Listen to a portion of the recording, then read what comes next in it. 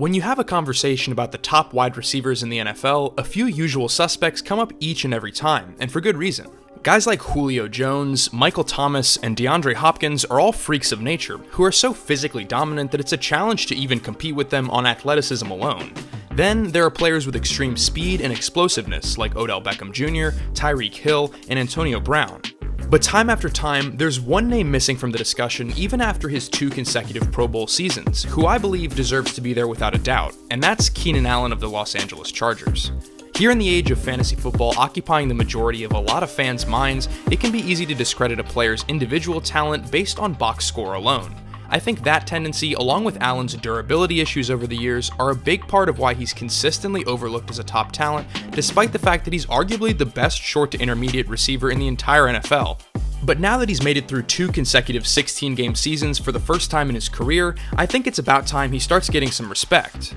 Athletically, he might not possess the deep speed or elite possession monster traits of some of the NFL's top receiver archetypes, but he's carved out a playstyle over his career that utilizes his own personal strength so well that he's shown himself to be an invaluable part of the Chargers' offense. So today, I want to talk about what those strengths are and the road that's led him to the position of being overlooked in the first place now that we're 6 seasons into his career. But before we get into it, if you do enjoy this video, please subscribe and tell your friends about what I do here on the channel each and every week. Thanks to you guys, this is actually one of the fastest growing communities on NFL YouTube, and I'm really grateful for those of you out there who continue to support my content. So to jump straight into it, if we're going to understand Keenan Allen's place in today's NFL, we need to take a look back at how he's built the unique career he's had so far.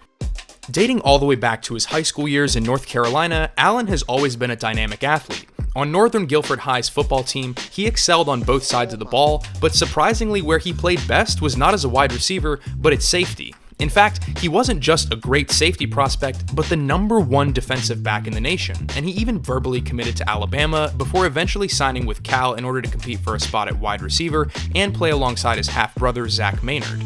Keenan has always been a playmaker, and he figured that there was no better way to affect each and every game than to put himself in position to have the ball in his hands time after time. But the fact that he had been the highest rated defensive back in the nation meant that he understood exactly what signs and indicators defenders looked for in a wideout, a skill that he has honed over the years to play mind games with his body language and mid-route adjustments. That skill set he's forged has led to no shortage of plays that have made absolute fools out of his opponents, and all the groundwork for embarrassing corners on Sundays was laid during his time at Cal. Through 3 seasons in college, he earned a reputation as a target monster, racking up the most receptions in school history with 205. He was already starting to display the hallmark traits of his playstyle: an explosive release at the line of scrimmage, great ability to pull the ball down in traffic and pick up additional yards after the catch, and excellent capacity to control his body and adjust to inaccurate throws, which were pretty commonplace during his time in college.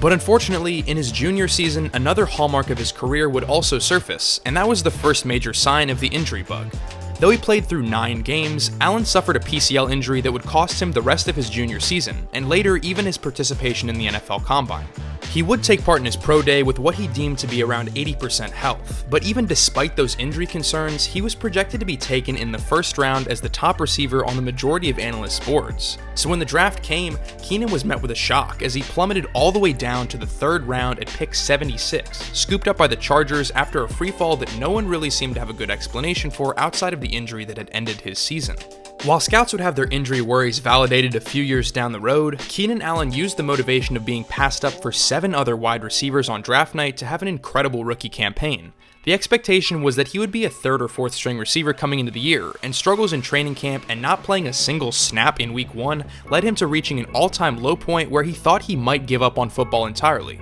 But it's a good thing he pressed on, because when his time came, he seized the opportunity and took off running towards the end zone.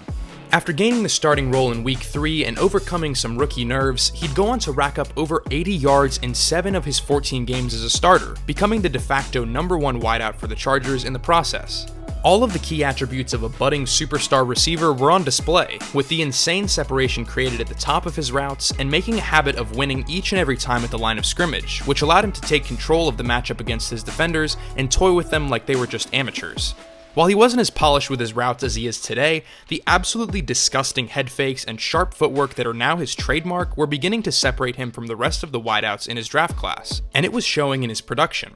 He broke the rookie record for a Chargers receiver with 1,046 yards on the season, which also happened to lead the NFL over all of the 7 other fellow rookies who were drafted before him. For Bolts fans, it was starting to look like the start of a long and prosperous reign of terror for Keenan Allen over every defense in the AFC West.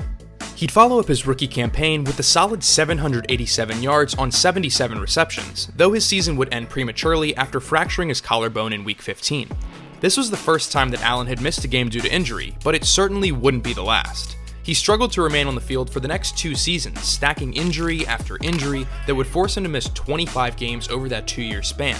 When he was on the field, he was dominant, averaging a 16-game pace of over 1,100 yards and 7 touchdowns when he was able to stay healthy. And in 2015, through his first 7 games, he set an NFL record for receptions with an insane 62.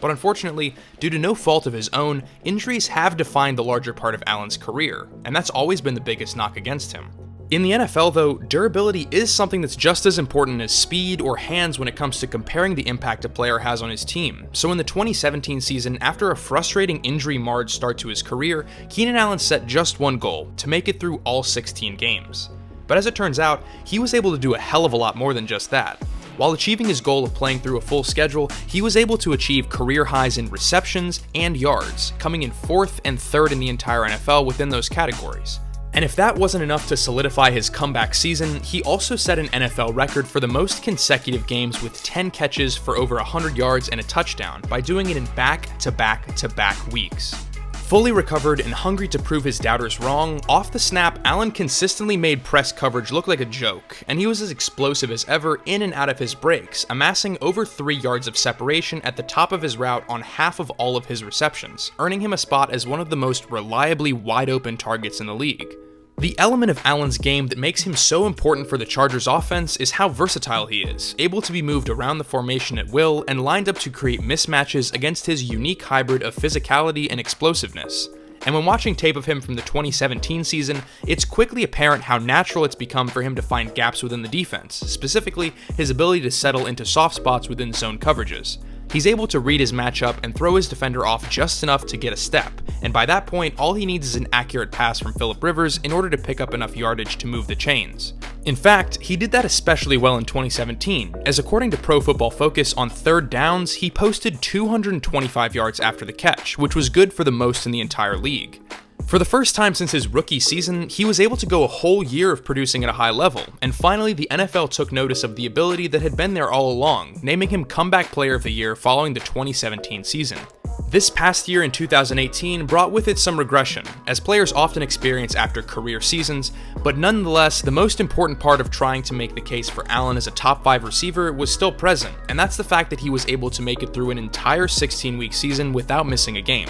He received 23 fewer targets on the year, but only had 5 fewer receptions in total, though you might not realize that from seeing that he dropped from 3rd to 15th in receiving yards on the season. To get an idea of why that list alone doesn't tell the full story of Allen's effectiveness in 2018, let's take a look at a more advanced metric called receiver air conversion ratio, which combines the average depth of target when a receiver is thrown to and the yards gained per each of their targets to determine how efficient a receiver was with his opportunities. By taking a closer look, we can see that Keenan Allen ranked behind only Michael Thomas in efficiency per target across any receiver in the NFL with over 75 catches on the year. In other words, while he may not be the flashiest pass catcher in the league, he sure as hell gets the job done, as referenced by the fact that only Julio Jones had more yards per route run over the past 2 seasons. So here's where the big question comes in. With Allen remaining healthy through 2 years, putting together back-to-back Pro Bowl campaigns, and ranking highly in nearly every metric regarding efficiency, when are we going to start legitimately discussing him in the same breath as the other elite wide receivers in the NFL? Obviously, the biggest hurdle to this is the fact that there is no shortage of excellent wideouts in the league right now. And with the injury history that Allen has, and the fact that he isn't really a big play type of receiver, it's hard to want to include him among the jaw-dropping players that sell out stadiums like OBJ and Julio Jones. But I'd argue that that doesn't need to be the case in order to be included in the top tier of wide receivers in the league right now. Where Keenan Allen stands apart is in his ability to create separation at an unprecedented level. To get some proof of this, let's take a look at another more advanced metric in what's called defense-adjusted yards above replacement per individual route run. I know that sounds horrifying, but just bear with me. It's essentially an indicator of how many yards a receiver gained in each route that they ran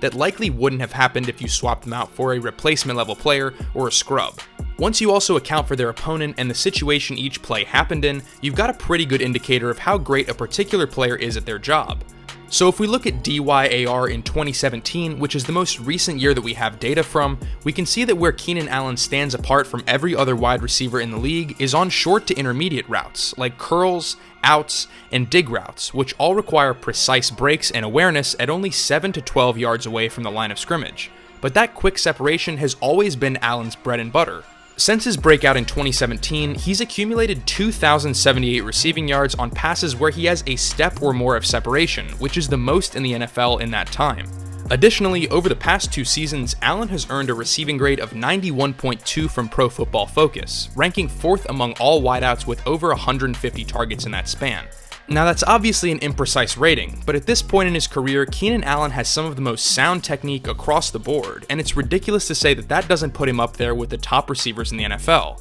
From his lightning in a bottle releases, to his ankle snapping head fakes and double moves, all the way down to his body control over the middle of the field, Allen is a player that has carved his short yardage niche into a playstyle that's dominant regardless of the down and distance. So as long as he continues to stay healthy and make plays for the Chargers, I think it's about time we hear the thunder in the distance and start paying attention to where lightning is striking.